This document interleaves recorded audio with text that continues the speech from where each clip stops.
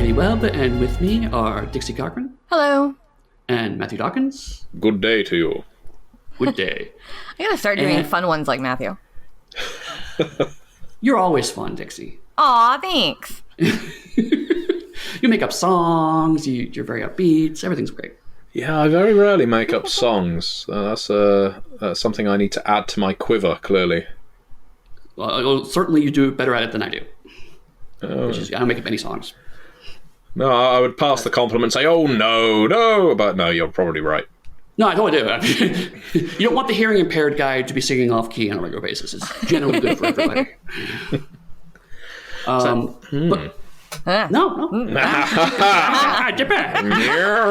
We are so good at this, y'all. We are.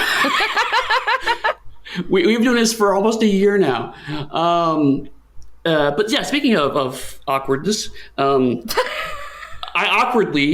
did an interview with Chris Spivey. Chris Spivey is wonderful. I was the one that was awkward during the interview. Chris Spivey is the head and I believe sole proprietor of Dr. Hugh Studios. Mm-hmm. And he's done a lot of work for us. He's mainly known for Harlem Unbound, but he's done a ton of other work for Chaosium, for Onyx Path. He's even done some work at 7th Sea. So one of those kind of overnight sensations is working very hard to get to that sudden explosion of attention. It's definitely all well-deserved. So he's a developer now for our upcoming Masks of the Mythos book for Scion. So that was a good time kind of finally bring him in. Plus, Dixie has effused glowingly about Harlem Unbound, so it's definitely time to kind of bring him in and talk to him. And so, unfortunately, we're going to have to politely jettison Matthew out of the airlock for this one. Yeah, it's my time to float out into the void, see how long I can hold my breath. And hope the eyeballs don't explode out of my head. Now, actually, on that subject, and just before you get into your interview, I've never been quite clear on this because different sci-fi treats it in different ways, that when you are exposed to the void, the vacuum of space, you either freeze and crumble and shatter when you hit something, or your head blows up because the blood needs to escape your body, or the oxygen does something to you. So I'm asking the two of you as experts, what would happen if you were shot out of an airlock? Or would you even be shot out of an airlock? What would happen if an airlock just closed and you were exposed to space? So my wife's actually a physical anthropologist, and she actually studied very closely how people die, which is not only amazing talk over a date, but also is very useful for me as a writer. And my understanding from talking with her about related things is that because the cold will cause the body to shrink and the gases to expand at a similar rate, the explosion will probably happen before the freezing. But I haven't actually talked to her specifically about space. So this is more like how that relates to like just cold environments. So. Okay, so what, would it be a particularly bloody death? Would it be like bleeding, or crying tears of blood and gushing from the nostrils? Or I think it actually boils your fluids from pressure. Right. If I remember correctly. Okay, well, in that case, I've got a lot to look forward to during this interview. I hope it goes well for you. And we'll see how I am at the other end of it. Just hold your breath. No, don't do that, actually. You have to expel it. I've heard that. I've heard that I should, when I go out into space, this is important stuff. It's important Right. I know, that I should take a long breath out and hope, that I've evacuated all the air from my system. But I've got to be honest, it's unlikely. And on that note, We'll give it our best. as Matthew struggles to figure out how he's going to survive in the depths of space, let's go on to our interview with Chris Spivey.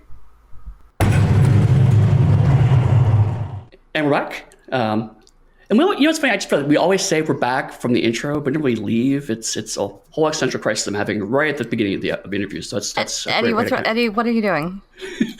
Anyway, I am here with Dixie. Hi. I don't know what's happening. This is already bad.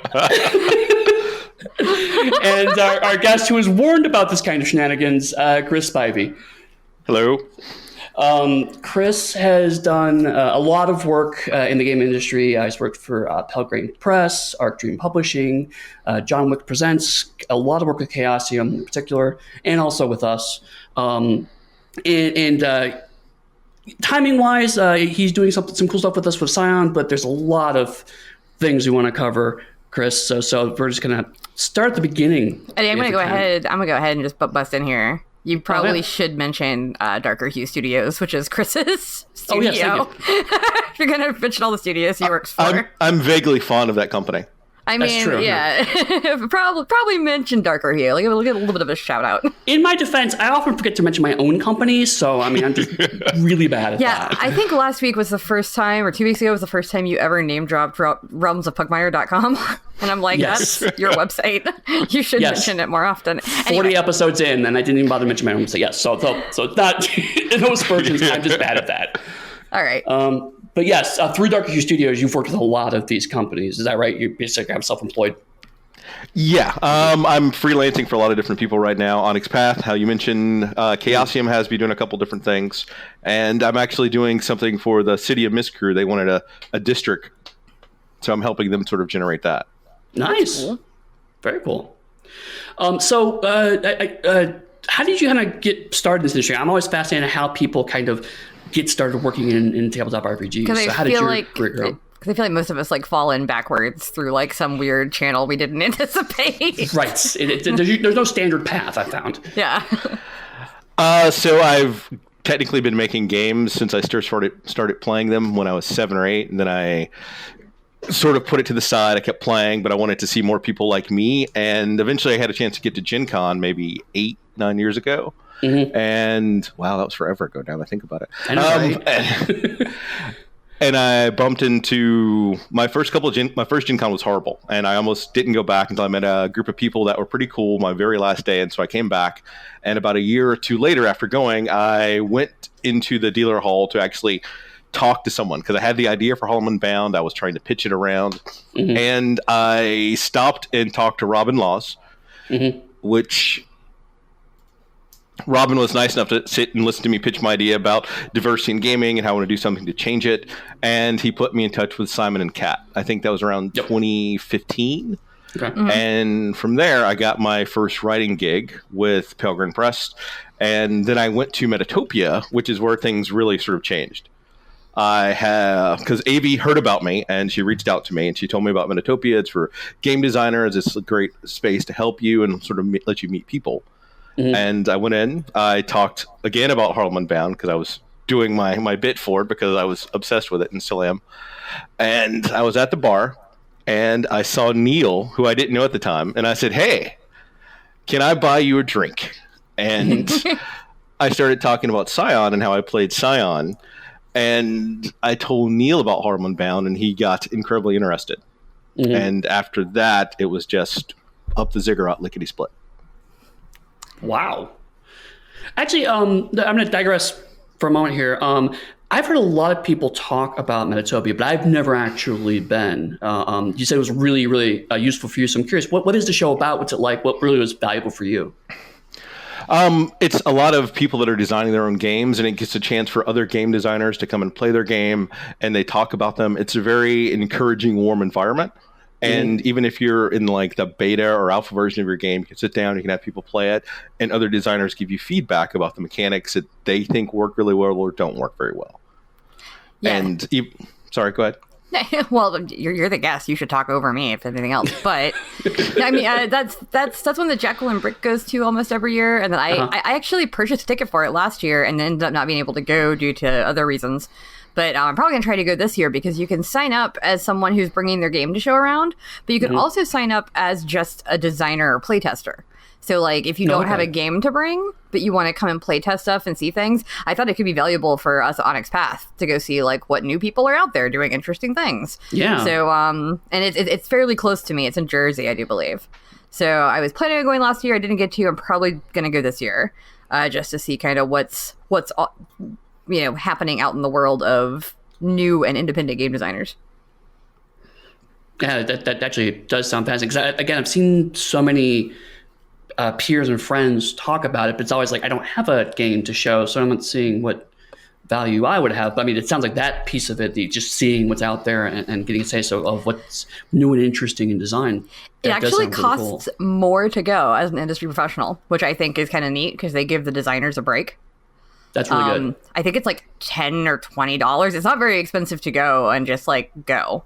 Mm-hmm. But if you go and you're like, oh, I'm in the industry, it's like $100 because you are paying for the privilege of trying out all these new games, you know? So yeah.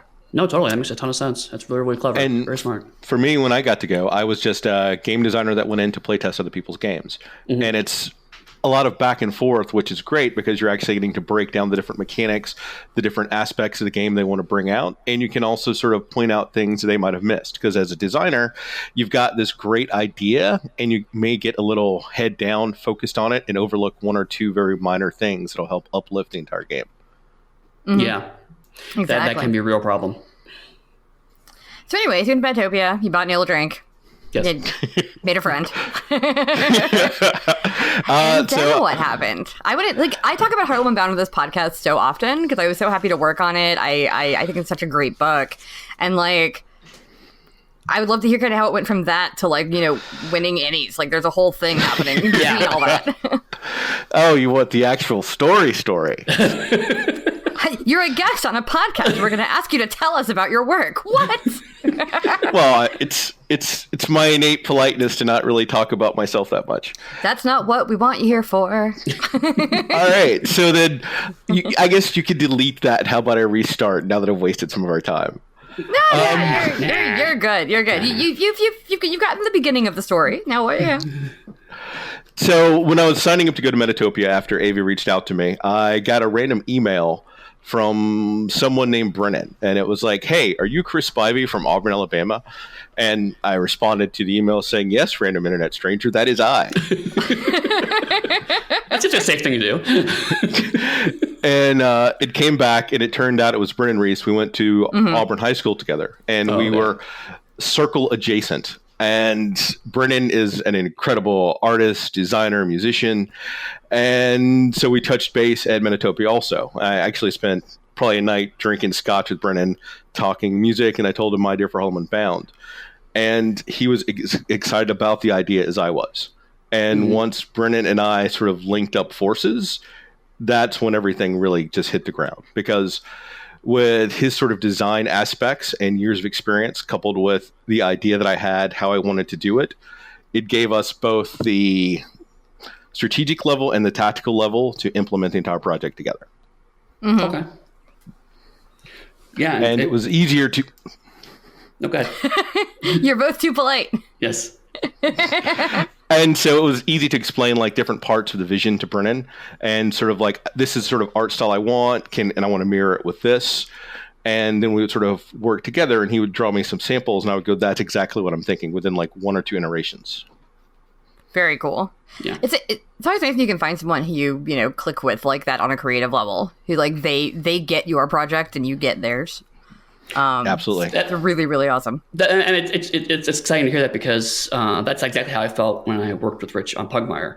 Because I was like, I have this idea. It's kind of weird. I'm not sure if it's going to work. And then Rich was just like, just got it and then started sketching stuff. And I was like, oh my God, yes, that's exactly what was in my head. But I couldn't articulate that. I got to see that process when we were working on Pirates because Rich did some preliminary sketches for a couple of the species. Mm-hmm. And I was like, oh, that's perfect. Huh. I never would have thought of that, It was really cool. So, yeah. No, Rich is very good at that. And it sounds like you definitely found that kind of relationship with Brennan, which is awesome. Absolutely. And so I decided to do it myself after pitching it to different companies and getting a lot of, that sounds like a great idea, but it's not really for us, or that project won't sell, or lots of different reasons why it wouldn't work, but no one that was willing to take a chance on the project or me, as I didn't really have any credits or anything to my name. Right. And after deciding to do it myself is when the real fun began. I had to recruit a team of writers. And as someone that no one's ever heard of, you can imagine how great and easy that was. So I have this book about racism and Lovecraft and the Cthulhu mythos. Do you want to come write with me? Silence. Oh, by the way, I've never done this before. Yeah, or no, better yet, I had the I've worked on this and this that will be published in 2 years. Right. Yeah. Which is not much better, honestly. But fortunately, Neil, who I had originally told the idea about, was in, like, no matter what. Just I've talked to you. I know what you're going to do. Count me in for your project. He's an enthusiastic guy, that Neil Price. Yeah. He's a good guy. And so I had Neil, then I had Brennan, and fortunately, through Pale Grant, I actually had a chance to meet Ruth Tillman, who is an incredible researcher and writer. And I convinced Ruth to help out with the New York section, because we were writing Cthulhu Confidential together, and Ruth was writing about 1930s New York. And I'm doing the Harlem Renaissance in the 20s and early 30s. So I may have bought Ruth a couple drinks, and I convinced her that it would be great if she could sort of help out with it. And from Ruth, she introduced me to Sarah, who is a great writer and jumped in like head first. And from Brennan, I met Alex Mayo, Alex is the best artist at. So Alex, I need this new random piece in about a day or two. Can you get that to me to sort of fill in this slot? And within an hour or two, he'd already sent me like preliminary sketches, and we'd like talked about it, and he'd had it squared away quickly. Nice. And I started the project with Phil and Nino already on board, who are friends of mine. That's most of the team, but I can't forget Bob Geis, who I met at my first Gen Con, who is a reason I came back to Gen Con. Who's in the U2 Can Cthulhu group, who sort of befriended me as I was almost going to write off Gen Con completely. I can imagine. We have him to thank, then. Yes, absolutely. So I'm curious, why Cthulhu? Well, you've written a lot now for not only Harlem Unbound, but also things like Cthulhu Confidential and the Cthulhu Starter Set. So why do you gravitate to that particular mythos? So as a kid growing up in Alabama, you can imagine that as a young black kid growing up in Alabama, it was not the easiest of places to live. Yeah, I can imagine. There's a lot of pressure. We'll be nice and just call it pressure associated with it. And so I was at an estate sale with some friends when I was around 14 or 15. And estate sale is basically sort of when a person passes away, you sort of box up all their stuff, and we had to stay at their house at night. And one of the items they had in their house was the complete works of H.P. Lovecraft. And so at around midnight, I'm sitting there with like my flashlight, all my friends are asleep, and I'm reading about the cosmic horror, like this oppressive weight of the universe and mankind and humanity in general is futile. And something about that clicked with me as a young man living in Alabama under a very still systemic racism. Okay. And I know that's not what Lovecraft would have wanted, to have a black person decide that, you know what, I see what you're saying, and I'm going to apply it like this. Yeah, that's always what's fascinating to me about Lovecraft, and specifically about working on Harlem Unbound, is because, everyone knows that Lovecraft himself was a racist, misogynist, asshole. Yeah, let's not talk about his cat's name, for example. Yeah, let's not. But at the same time, like, that feeling of forces that you can't control being against you and horrible hellscape, like that can resonate with, I think, marginalized people probably more than it can with, straight cis white dudes. So It's really, really interesting how that kind of works. And he is one where I don't feel bad, reading, like buying or reading his stuff, because I'm not giving him any money, obviously. But like... It's still, that art from the artist kind of thing, where it's very, very difficult to do sometimes, because you're like, oh, you're an awful person. You're not a good person, but these stories are still really interesting and terrifying. So yeah. He was even racist for the time of racist. Right, yeah, yeah, exactly. No, he was an awful, awful human being, and it's really interesting that spoke to you like it did. Yeah. But I mean... It actually gives me a little bit of joy to think about how upset he probably would have been by Harlem Unbound. I'm like, man, he'd be pissed. So angry. And at the same time, even though I can usually put it aside and sort of take those certain elements that I want from it, it's still not something easy to do. And unfortunately, while I've managed to do it for myself, and I'm putting out these things that I'm incredibly proud of, and we're sort of flipping a lot of the narrative on its head, and we're putting marginalized people into the roles of protagonist, and we're fighting against all these things. I have people at the same time who will then use sort of my work if someone else that may be black that doesn't like Lovecraft go, well, this black person likes it. Oh, of course. Yeah. That's the equivalent of like, look, I have a black friend. Right. Like that's not okay. So that may have happened a week or two ago on Twitter. So Jesus Christ. Thanks. I mean, and actually, that's something that I mean, go to as much or as little as you want to, but I mean, Harlem Unbound blew up, and rightfully so. From everything I've heard, is that it's a fantastic product. It's gotten a ton of attention, but it also does seem like it's kind of the centerpiece of a conversation that, frankly, we've needed to have for a while. Or have been for a while, but need to happen again for a while about race and racism in the game. Does that ever like exhaust you or bother you? Are you happy to have that conversation centered around your work? I'm curious what your feelings are about that.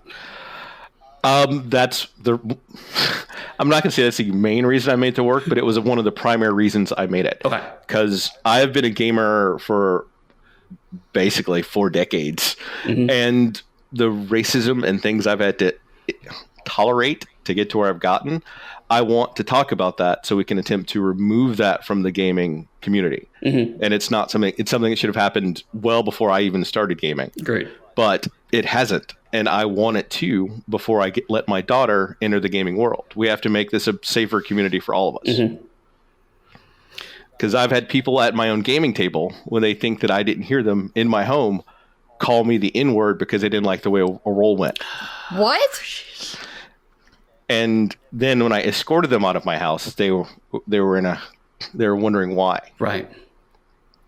Jesus, I'm in I shouldn't be shocked, but I am. I mean, like, go ahead. That's awful no matter what. But like, you're in someone's home. Yeah. You know, that's like 10 times worse. And for me, it's also a little weird because I think I'm atypical in the sense that I'm a cisgender white man who a lot of my gaming friends were Black and Latino because I grew up in Northern Ohio, strong population of people of color. My high school I went to was predominantly people of color. But I did experience that to a certain degree because I wanted to play D&D because that was the game I originally had. And my friends couldn't find a way in. So that's one of the reasons why we ended up playing Marvel Superheroes. I've talked before on the podcast about how Marvel Superheroes was really my first game because they could see themselves in that. Oh, okay, I can play the Falcon. I can, all these other characters that Marvel was in the 80s trying to get more people in. So I similarly kind of like, I on the edges, like I heard or see some of that. And also I had deaf friends, and that would also be a weird separate issue. But I mean, so on one hand, it's like when stuff comes, like, well, of course this is a problem when you talk about this. But on the other hand, I could also see why maybe sometimes it's like having the same conversation over and over and over again could be sometimes frustrating, even though it's still important to have it. I somewhat view it that we need to have it. And if I'm the person that's going to have it so it makes it easier for someone else, I will have it as often, as frequently as we need to have it. And then 6 or 8 times more. Wow. You're an amazing individual. Every time, well, let's not go that far. But it's work that needs to be done, and if I can make it easier for someone else, all the better.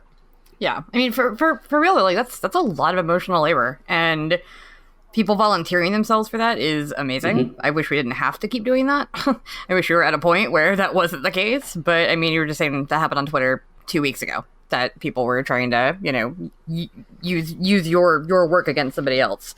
And that's not okay. Yeah.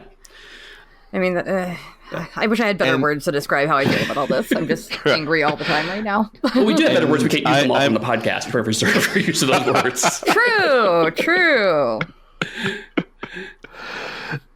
So I wouldn't say it's frustrating. It gets a little tiring, sure, but I'm not going to stop. And I've had people that have attempted to make me stop, but it's just not ever going to happen. Good. Right. Well, so I'm going to shift gears roughly here, but I want to stay on Harlem Unbound because, I mean, it's important to talk about that, but also the other thing I think that doesn't get talked about as much, although we touched on it briefly, is the research. And we just recently did a podcast about research. So I'm really curious, like, how deep did you dive on doing the historical research for Harlem Unbound?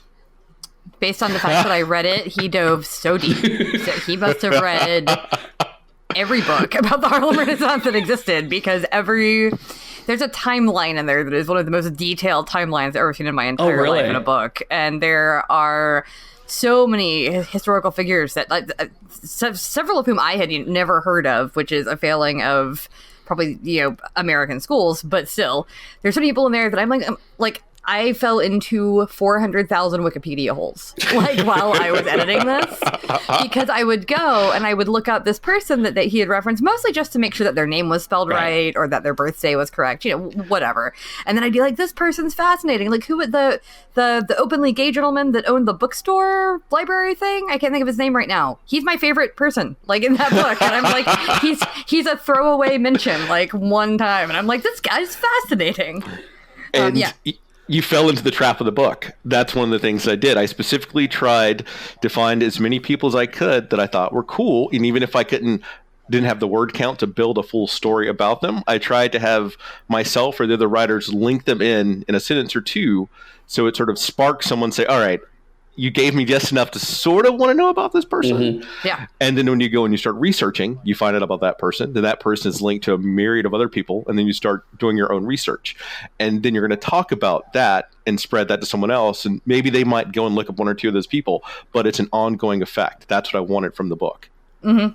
Well, it worked. So how did your research process go? Because I know you did a lot and the writers did a lot. But yeah, what was it like for you? So part of it for me is one of my day jobs, I was an analyst, and that deals with being able to process a lot of data and information and categorizing it and putting it into a way that someone can understand and ingest without having to read, say, 800 books. Mm-hmm. Mm-hmm. And that was one of the starting points. And for most people, Harlem Unbound has been maybe part of their life for 2 years. For me, it goes back that my cousin was Zora Neale Hurston. Mm-hmm. Mm-hmm. So I've always grown up sort of reading about some of the different works, the Harlem Renaissance. And then I really started hitting the hard research about 6 years ago. Mm-hmm. And I have well over 24 books on the Harlem Renaissance. And that's not counting a slew of wiki links and other resources online. Wow. And for instance, someone actually has probably about a decade's worth of The Crisis online for free for people to go and read and look at if they want to, which is incredible. Yeah. I did not know that. That's cool. And I sort of provided at least 3 or 4 different resources for everyone that was going to work on the book. Since I actually brought Neil in to write the opening sort of introduction for the book, because a lot of Cthulhu history is detailed, but it's dry. Mm-hmm. And I wanted Neil to sort of bring in that epic Scion feel to it. Mm-hmm.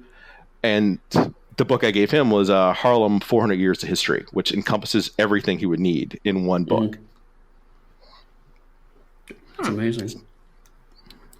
Yeah, there's so much in there. Yes, go ahead. Just the goal is all the other writers shouldn't have to read or do as much work as I had to do. I should be able to provide them key things for what they need to cover. Yeah. Right. And I mean, I personally like it when developers do that in general, where it's yes, there could be 48 resources for this book, but each writer might only need 5 of them or 3 of them or what have you. And here are the ones you need for your section. Absolutely. That's super helpful, as opposed to, when I was working on Victorian Mage, I didn't expect anybody to go out and read 83 books of the Victorian era. Go read books on your section, or go read websites on your section and figure it out from there.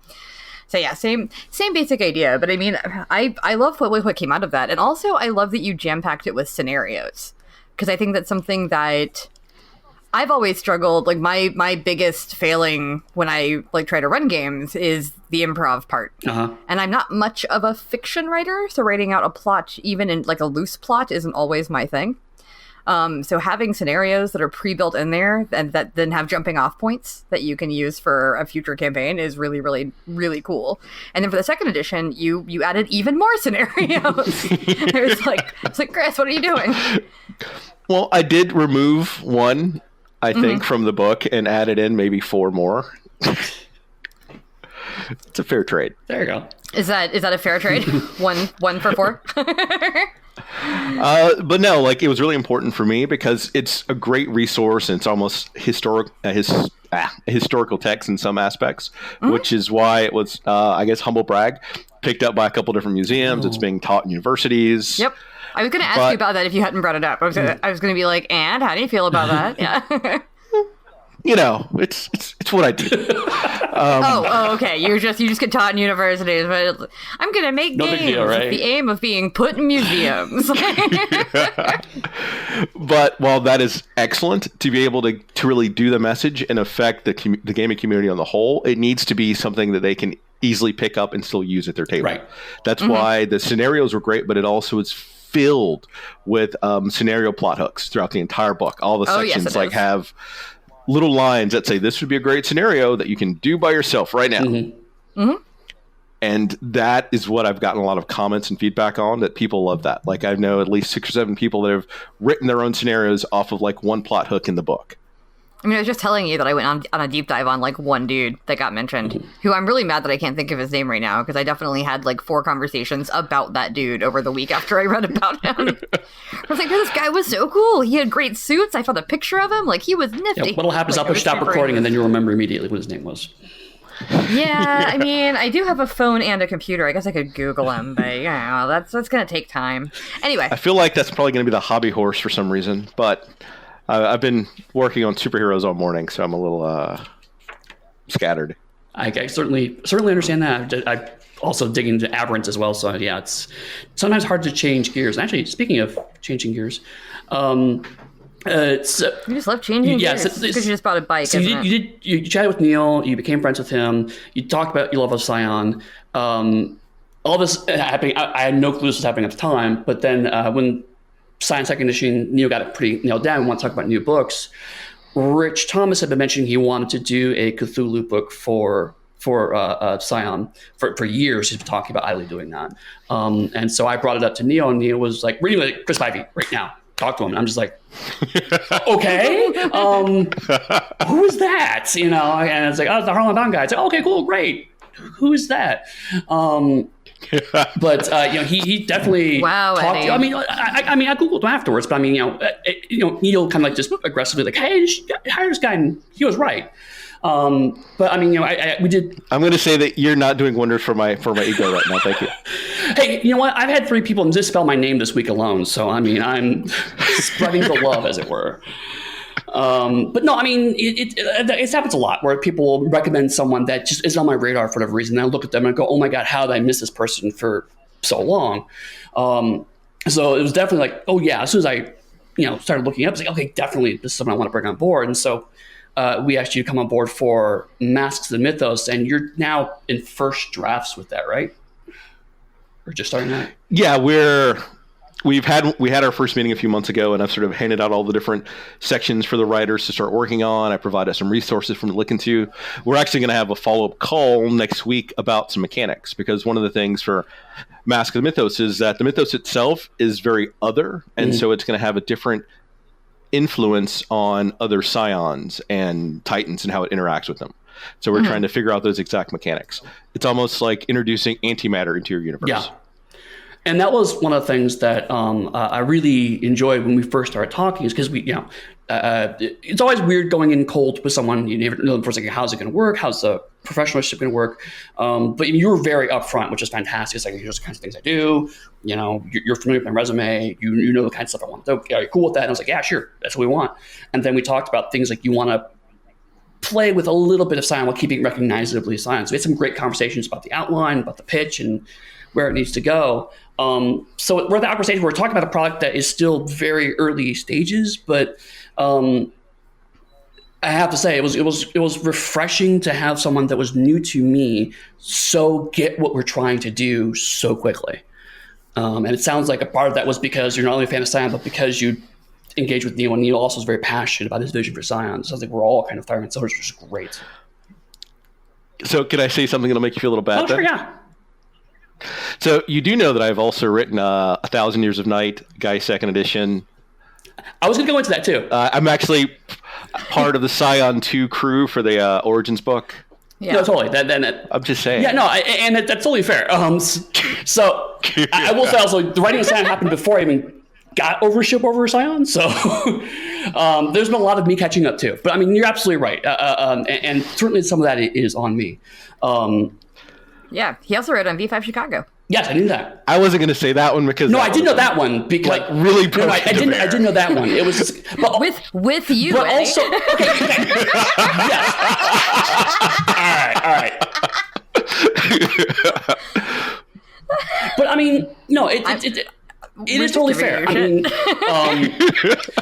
do you know how many writers I have met and then been like, "Oh, I've edited you 33 times." Right? No, totally. Idea. Because like, aside from a cursory glance at the credits list to like make sure it's in alphabetical order and to make sure there aren't any glaring misspellings, like I don't remember everybody's name I've ever seen. And once I get a book, it's been pieced together, so I don't know who wrote what. Yeah. No, absolutely. I mean, like. We just did recently a review of all of our active, just the active freelancers we have for us, and it's like 246 people. Wow. Yeah, I mean, so we work with a lot of people. So I mean, but that being said, you know, I bring this up because I'm taking ownership of the fact because it is absolutely possible to work alongside with someone and not realize how amazing they are until something else kind of comes along. I mean, because Chicago was actually a really enjoyable experience working with a lot of people. I mean, there's like 14 people on that book. And I mean, it was a great crew of people though. It was. I mean, it was a very pleasurable experience, and actually one of the most collaborative project I've worked on. That project is what got me to start using Slack for my own projects. I mean, this was a really good experience, and I remember it being a very positive experience. And it's one of those things that after we started talking directly, it was definitely kind of like, oh shit, I have worked with you before. You know, I knew that. You know, it's like, oh crap, it kind of clicked in my head because I remember we talked a little bit about the Prince of Chicago and how that's working with the Bruja and that kind of Bruja venture relationship of Chicago. So I mean, there's a lot of this stuff that it's exciting and interesting, but also it can get swamped by one big thing, right? You know, and it's like I have the same thing where it's like, you know, I call this like, you know, a overnight success years in the making kind of thing, because I mean, like, you know, I still have people who had no idea I worked on Vampire the Masquerade. That was 5 years of my life. You know, there, you know, like you said, you know, there are people, you know, you've worked on Geist, you've worked on 1,000 Years of Night, you've worked on, you know, you've worked at 7C, you know, and these are all things that, you know, I don't think come up often in conversation when talking about you. And I'm, you know, still learning as we go along and just working with you. I'm like, oh my God, there's so much stuff you've done. That's one of the reasons why we love doing these interviews, is because it's just a chance to kind of talk about all this cool shit. Like, I'll make you feel better, Eddie. No. I should feel bad. I should feel bad. No, you shouldn't. I'm going to call myself out and feel bad with you then. I didn't know you worked on Geist, and that's my book. Now, granted, same thing. It was written before I came on. Right. And also with Geist, I think I remember the credits page came in like super late compared to the rest of the text, and I just kind of like glanced at it and fixed it real quick and sent it back. But that's no excuse. Like, I knew you by the time I did the credits page, and I definitely did not like make the connection.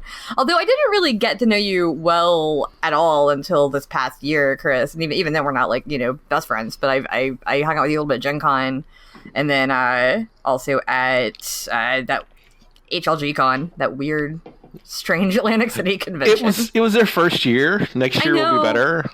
No, it wasn't. It wasn't that the con was weird. It was that the venue was weird. Oh, really? Like, that was... Yeah, so it's in this old casino hotel. That lost their gaming license. Because of when Hurricane Sandy came through and everything was flooded for forever, I do believe.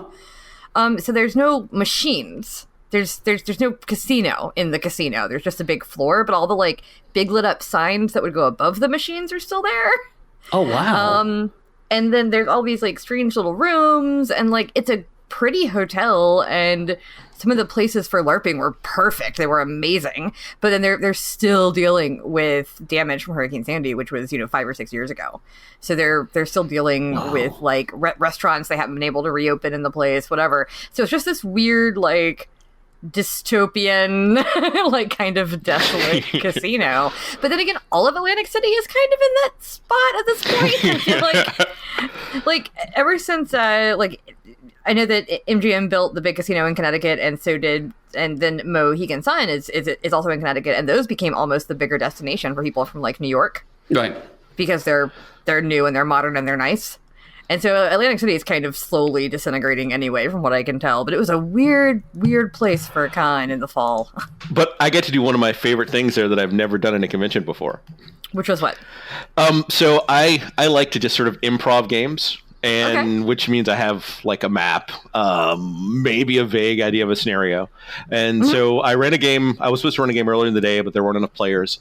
So that night I put out a call on Twitter saying, "Hey, I'm gonna go downstairs with my map of Harlem Unbound, and I'm gonna run a game. Whoever shows up, you make characters, and I'll come up with the scenario as we go." Mm-hmm. And I had 7 people show up, and they said that was one of the best games they've ever played. Really? That's awesome. That's amazing.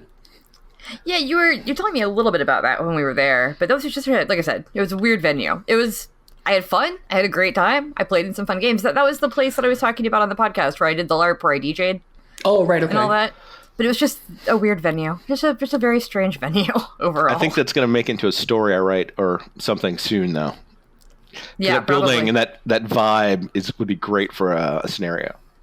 Oh yeah, I've been thinking about. So I'm actually writing some stuff for Scion as well right now, which is about all I can say about it. But I'm supposed to write some weird places, and I keep thinking about that place, being like, that place was freaking weird. Like I should figure out how to put this in Scion, and it wouldn't be hard because there are people LARPing Scion there, so I might as well. But there you go. But yeah, so. I had a question, Chris, just because I was sitting behind you at the ENnies this past year when you won a couple, yeah. maybe. How was that for you? I mean, since this is a book, this is really a labor of love for you. This is a book that you put together on your own for the most part. I mean, yes, you had a team, but like you were the lead developer and studio head and all that stuff for it. The waiting to hear about the ENnies when they were going to be announced, or just winning it on stage? What? Both. Like, how is it? Like I said, just going through the whole ENnies process, but also like, how did it feel to be up there and be able to talk about your book in front of that crowd? Applying for the ENnies was nerve-wracking because I'd never done it before, so I didn't necessarily know if the judges had received the books or not, and I ended up having to email the judges, and it turns out, for some reason, one of the judges didn't get the book, so I had to mail it again, and they still didn't get the book, so I had to mail it a third time. Oh my gosh. Oh, jeez. To make sure that they'd all have it, then I had to get actual confirmation, so it took an extra couple months, but fortunately I started applying as soon as the ENnies opened, because I wanted to make sure that Harlem Unbound would be in there for it. Mm-hmm. And I didn't know what all to actually apply the book for. And the judges added another category that I hadn't even thought of adding it to. So that was kind of awesome. And then the actual process of waiting for the ENnie was very, very scotch drinking heavy as I was seeing everyone go up on stage waiting. And I was like, well, maybe, come on. And to win was unbelievable. Which you should know pretty well, as I sort of stopped for a minute and you all had to say, you should probably walk up there now. Yeah.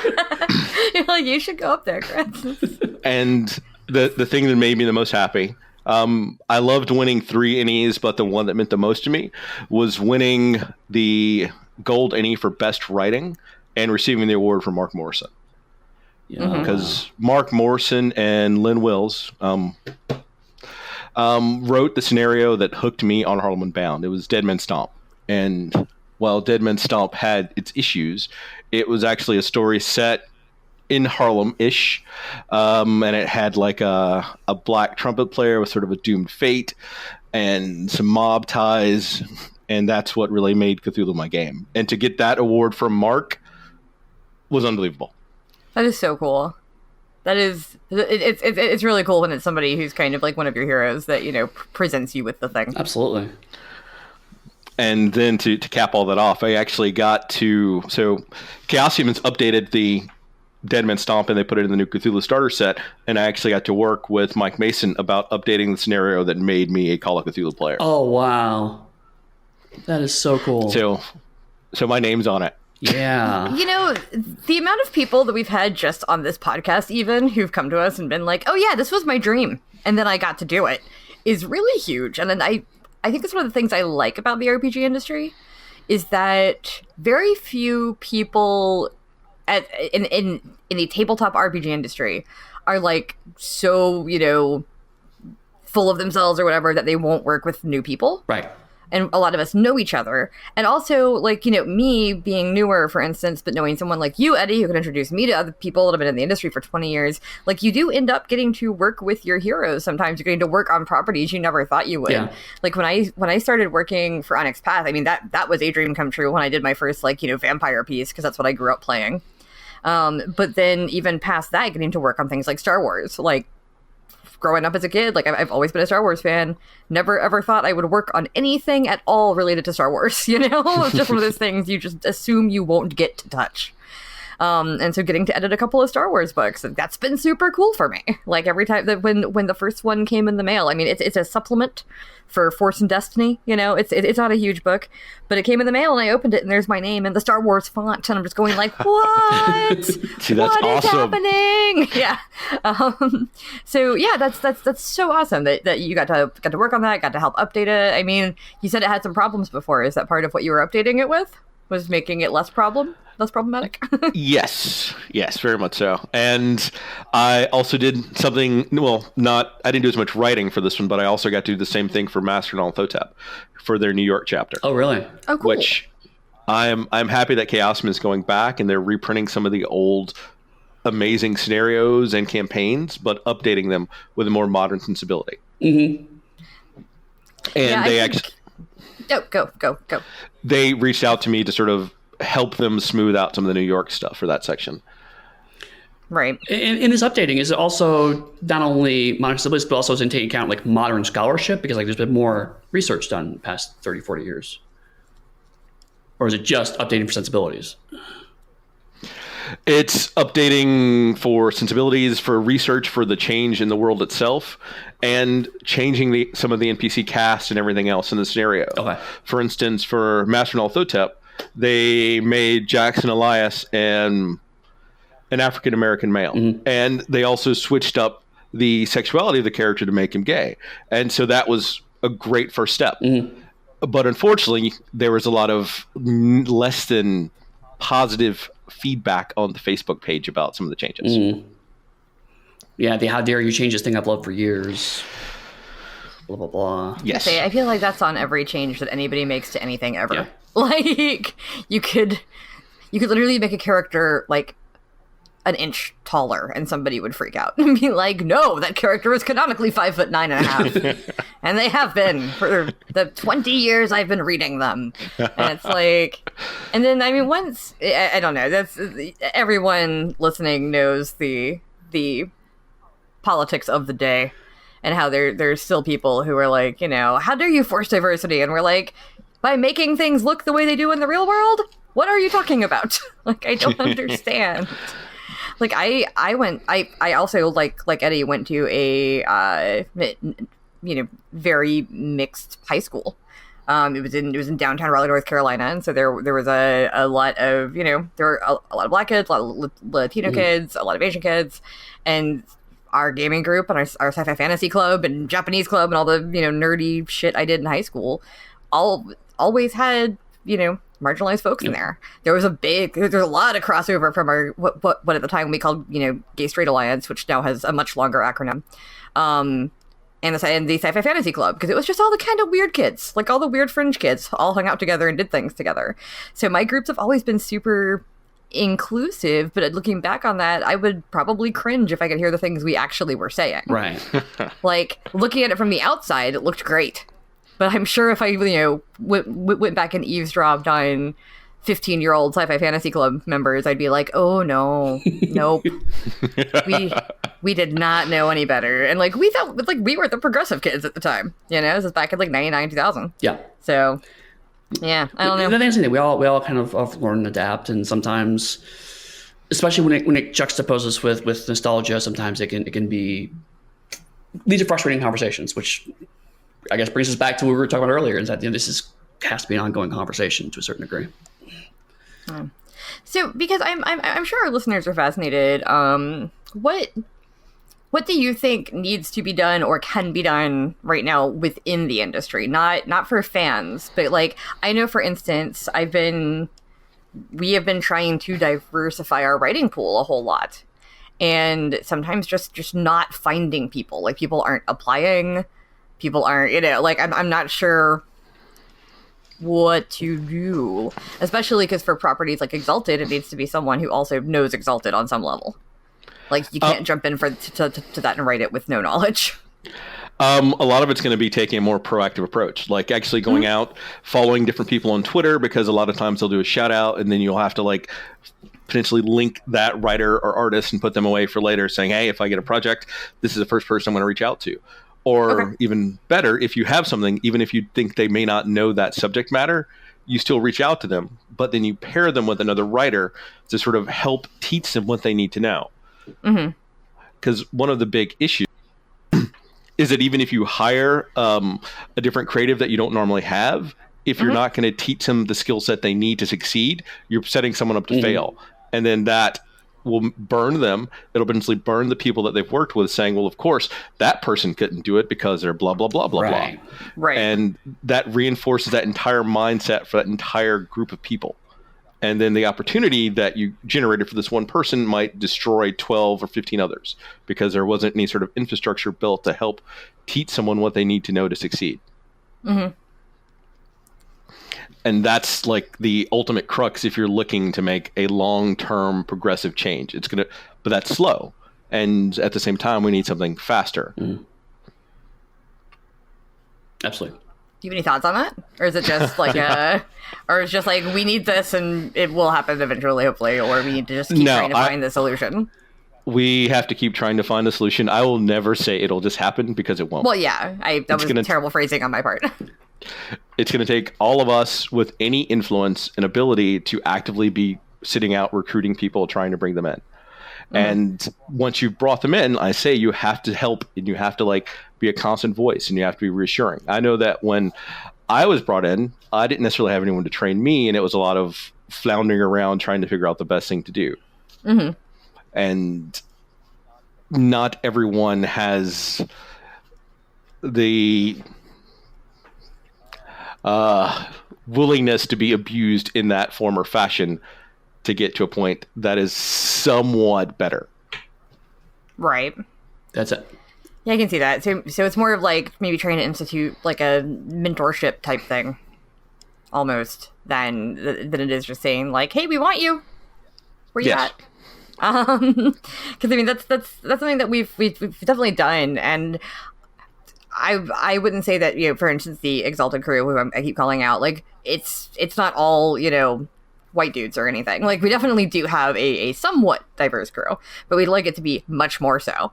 So yeah, it's just a matter of maybe figuring out some way to mentor some people into it, or into some of our other books. And even if you can't have someone that would mentor them, there is a part of the book that doesn't necessarily will not be focused on one specific obscure fact that this one person needs to know.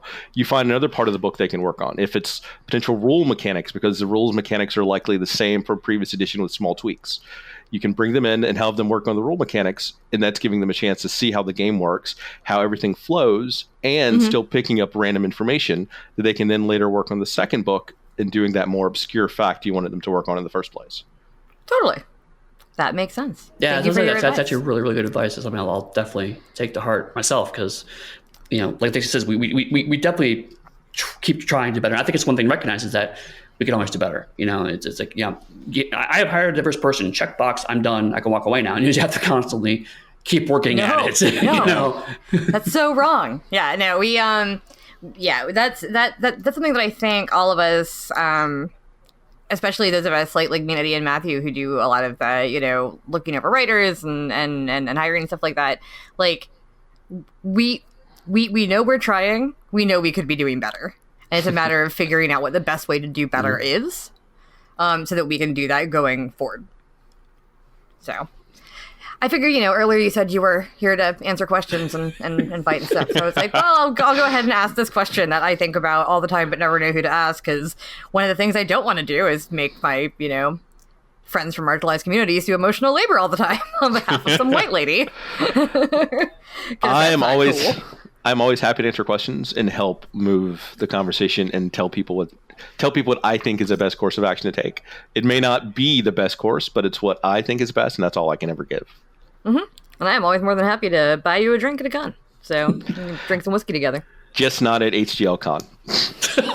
HLG con, yeah. Their bar was very low shelf. Oh, really? Yeah, I'm just going to bring whiskey to that one next time if we do that one again. It wasn't the best bar, but you get a couple drinks in, you care less. But the staff was super friendly. Yeah, they were very, very nice. But yeah, no, it was weird. Honestly, folks, if you want to go to a con where the LARP rooms are incredibly immersive and really weird, HLG Con is awesome for that. It was also small, it was fairly intimate, it was super fun. You could tell it was a labor of love by the organizers. Like, when I walked up on Thursday afternoon or Friday afternoon, whenever I first got there, the staff was sitting there painstakingly adding pronoun lines to the badges. Oh, wow. Yeah. Because that's Josh Heath and his crew, and Josh is a great guy and a good resource. Yeah, a great ally. So like they were doing this thing because they had found out something that they thought wasn't quite as good as it could be. They're sitting there like white out, like fixing things, and I was like, y'all are going so over the top for this, and I love it. So it was a good time. It sounds amazing. I have to see if I can try and make it in the future year. Really low key con. Like think like Midwinter sized. Nice. Like low key con. Nice. Yeah. I'm sure if you told Josh you wanted to go, he'd be happy to have you there. I mean, totally. I know Josh is actually, I've chatted with him off and on a little bit about Pugmire, and he actually just did a small project for me I can't talk about yet, but I know he's really excited about a lot of stuff we're doing, so yeah, I'm sure we could probably work something out. It's just more of those he also travel, I have so much travel, I gotta figure out which cons I can go every year, Well, because I can talk about it. He also wrote one of my adventures in the Monarchy. Oh, that's right, yeah, we can talk about that now, yes. Awesome. So he wrote a fun cat adventure. Indeed. So we are getting close to time, but I do want to touch a couple more things real quick. We kind of, when we inadvertently realized that I've known you longer than I realized I had, we kind of digressed slightly from Masks and Mythos. So I want to kind of, if you can give us kind of the high pitch of what Masks is going to be like so people can look forward to it. Eddy, are you telling me that you want to talk about Onyx Path Project? Onyx Pathcast? Yeah, turns out maybe a little bit. What are you talking? This has gone completely off the rails. I'm leaving.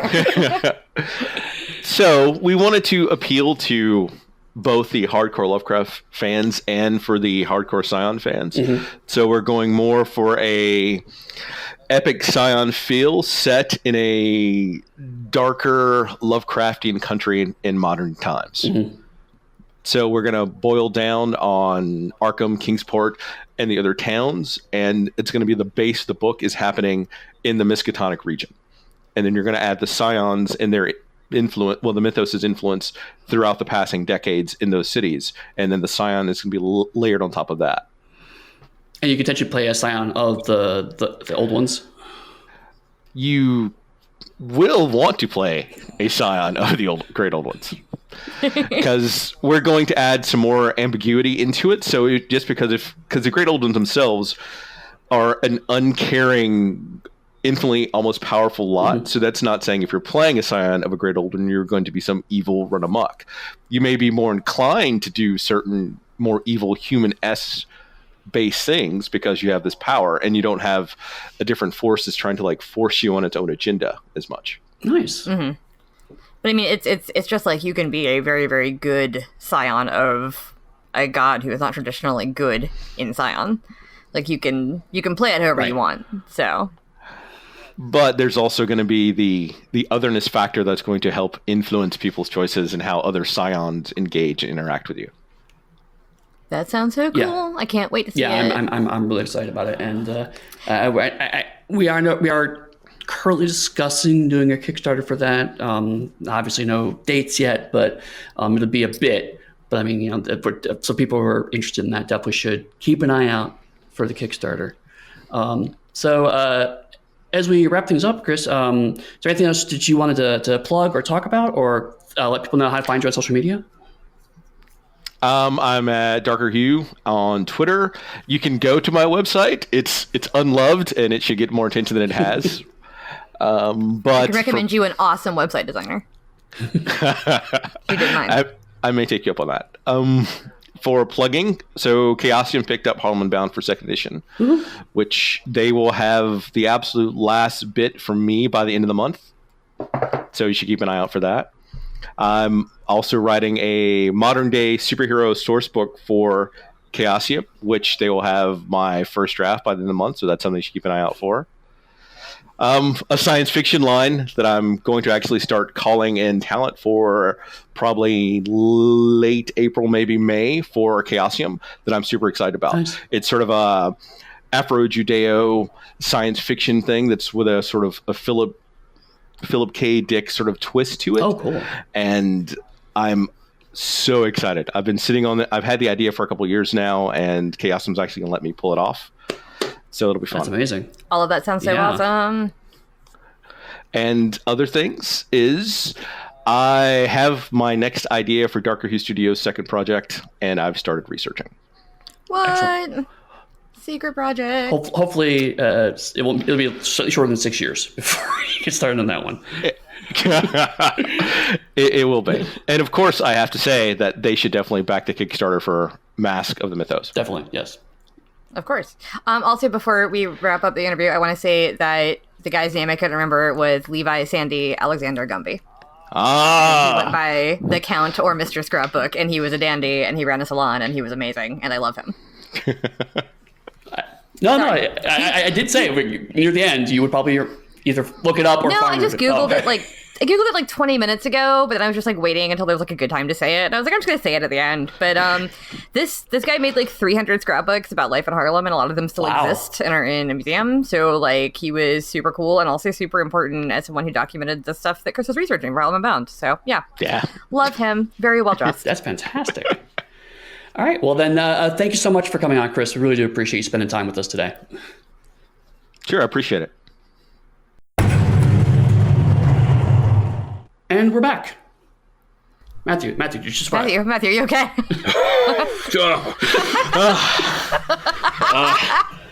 I actually held my breath as that exhalation showed. So, if anything, I proved the physicists wrong.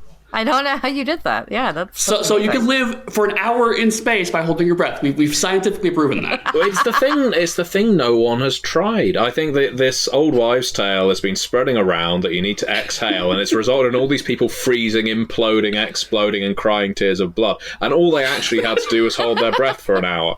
And because of that perfect seal of being in the vacuum of space, you don't even need to breathe, and you get a lovely dose of healthy sun-induced radiation. It makes your skin come to life. If anything, I feel like I am a modern-day Kal-El. Do you feel rejuvenated? Yeah, I feel rejuvenated and ready to claim the Earth as my own.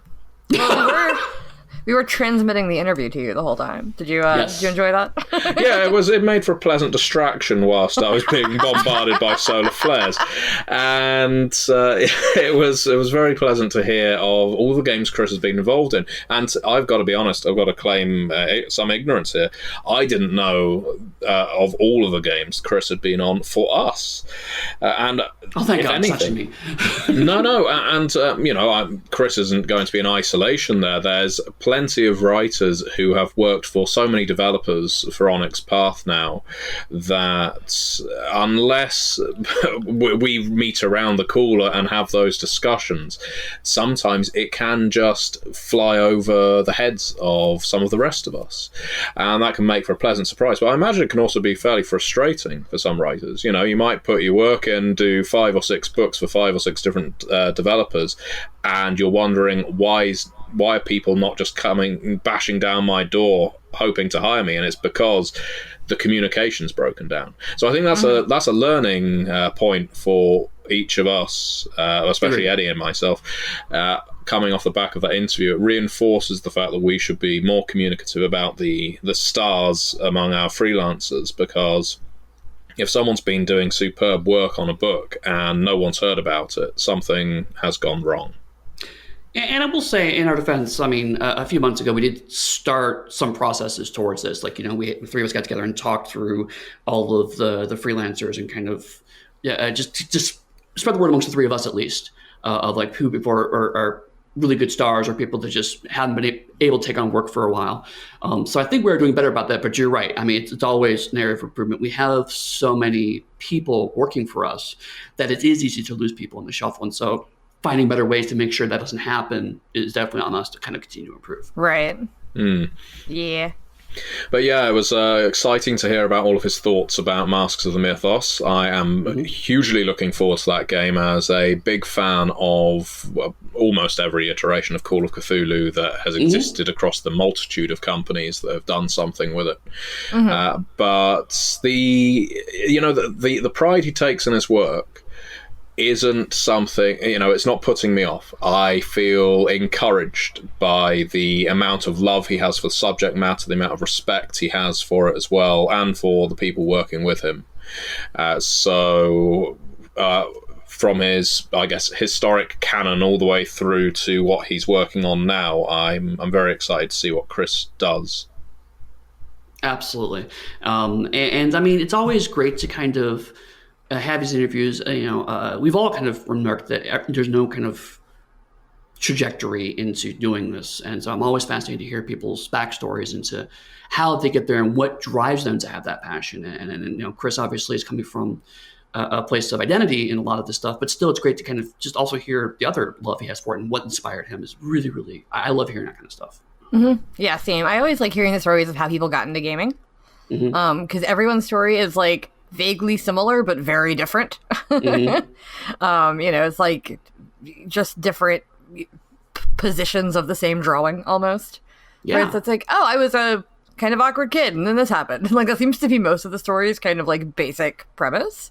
But everyone like fell into it different ways, and it's interesting to hear how people who lived in different like geographic locations kind of found it, or people from various cultures. And I just find that really, really interesting. Like every time that we have a guest on, and we're like, "How'd you get into this?" And they're like, "Well, there I was living in rural Canada, and the only thing near me was one game shop, and people there played a super obscure game that no one's heard of since then." But and the regional. I won't say biases, but because a lot of gaming is still, I think, largely word of mouth. And so Matthew and I have talked at times about how European versus American conventions have different slants and different approaches to the same situations, different preferences. Learning that games of Call of Cthulhu are much more popular in at least in England and in Ireland, to places I've been. As opposed to, like, say, Dungeons and Dragons. Oh, massively so. I know Call of Cthulhu often receives a lot of praise, and rightly so, for making a game that is more appealing across the genders. And that was probably in part due to language and art used in D&D of old, which obviously there's a huge number of merits to old school D&D. It has some flaws, just like every other game. And the idea of putting men and women on an even playing field and not, I guess, sexually exploiting the female characters in Call of Cthulhu, as you might have seen in the artworks for some of the older editions of D&D, is, for obvious reasons, going to attract women to play that game without all the negative preconceptions that came with D&D of old. And I will emphasise of old, because 5th edition has done many great things, and to be honest, so had 3rd and 4th, but 5th has really done very well with it. But yeah, over here in the UK, Call of Cthulhu is one of the most run games at gaming conventions. Probably overtakes Pathfinder. Actually, no. You know what? Pathfinder, Society, and Call of Cthulhu are probably 1 and 2. Adventurers League is probably 3. But yeah, I found a similar thing, speaking of, I guess, regional bias, when I was over in Ireland the other week for Leprechaun, which was a fantastic convention, very small, very intimate, but incredibly friendly. It was so interesting to see what role players in their early 20s were interested in. Oh, yeah. Because while we do speak to role players from almost every demographic, I would like to think, the youth part is almost the one that we struggle to access most, one of the hardest demographics to access. And in the UK, it's because a lot of gaming that takes place on university campuses. I'm sure it's the same in the US. And finding a way into those groups, those conventions, and those gaming spaces, finding out what kind of games they're interested in, what appeals to them, what they're buying, quite frankly, is of huge interest to me. And Leprechaun, which was in Trinity College, Dublin, showed me that there's a lot of players who love World of Darkness and Chronicles of Darkness for convention play. And there's a lot of Chronicles of Darkness LARP going on in Dublin, for instance. Oh. And that was news to me. I had no idea about that until I went there and spoke to these people, because where would I go online to find this out without joining, I guess, hundreds of Facebook groups and hoping that I glean something? Yeah, I had no idea either, and, like, Chronicles are my lines. I had no idea there was a lot of LARP going on over there for it. Like, I'm in the big Chronicles of Darkness Discord and everything, and I've never seen anybody mention it, so, yeah. Actually, speaking of Chronicles of Darkness, we have a Kickstarter going on right now, yes? Wow, we're so good at segues. Yay! We did that on purpose. And what Kickstarter is that, Eddie? I was leaving it to the people who are involved with it, but the Contagion Chronicle Kickstarter is ongoing now. We've already funded at the time of recording. I actually haven't checked it in a couple of days. Where's that now? We have. Okay. We are very close. At time of recording, we are within a hair's breadth of hitting the first stretch goal. So I have no doubt that as of time of uploading, we will have hit it, and there will be egg on my face if we haven't. But I'm sure that we will. No, I'm very happy with how Contagion Chronicle is going. It was a hard book to put together. Undoubtedly, there are still things I'm learning now through fan feedback to the Kickstarter, and this is why it's so useful for us to get full text out to backers during the course of a Kickstarter, because it means it's not too late to change some minor things if they just don't work. You can get, I've mentioned it before, but you can get snowblind to a game. You stare at it so long, you just start missing some of the sometimes obvious, sometimes not obvious issues, and that's why it's so wonderful to get fans looking at it. But for the most part, that makes it sound negative, for the most part, this game has been going down so well, and I don't mind saying that I was pleasantly surprised by that, because I was incredibly trepidatious about releasing a book that had every single game line from Chronicles of Darkness interacting with each other on the same playing field. There's a lot of huge stumbling blocks there that we have, for the most part, overcome, and anything that we haven't, is a lot of things, well, I say a lot of things, a few things have been addressed now that I'll be able to overcome before it goes to art and layout. So all in all, I am incredibly pleased. Thank you very much to everyone that's backed it. To anyone who hasn't, get on it now. We're going through stretch goals, and I'm sure there's going to be lots of fun things to be revealed yet. Yeah. Absolutely. And I've also even heard a couple people say that they were a little unsure about Contagion Chronicle until they started hearing us talking about it on the Pathcast. So hooray to us for getting people excited about the Contagion Chronicle. Yay! Maybe we should do a deep dive into it before the Kickstarter concludes. That'll throw a spanner in the works, won't it? Because we've not got one planned. We do have a slot open, so yeah, we can do that. Say no, that's a stupid idea, Matthew. Well, only one of us has read it, so there you go. All the way through. Yeah. That's true, actually. I haven't read it all yet. But we can do it. It's fine. We can make it work. But if people wanted to talk to us about Contagion Chronicle, where would they find you, Matthew? Oh, where would they find me? All right, let's start the list. They can find me on the Onyx Path YouTube channel. They can find me on my own YouTube channel as The Gentleman Gamer. They can find me on MatthewDawkins.com. They can find me on Patreon as Matthew Dawkins. They can find me on the Onyx Path forum as The Gentleman Gamer. They can find me on Twitter as Clack Click Bang. And they can find me on Facebook as The Gentleman Gamer if they so choose. I am everywhere. And Dixie? They can find me most places at Dixie Cyanide. Instagram, Twitter, forums, etc. That's my only handle. So it's very easy. And people can find me Eddy. On Twitter and Instagram. I keep giving mention Instagram because, again, I'm so good at marketing. I've got me both those places at EddyFate, EDDYFATE. That's also my personal website.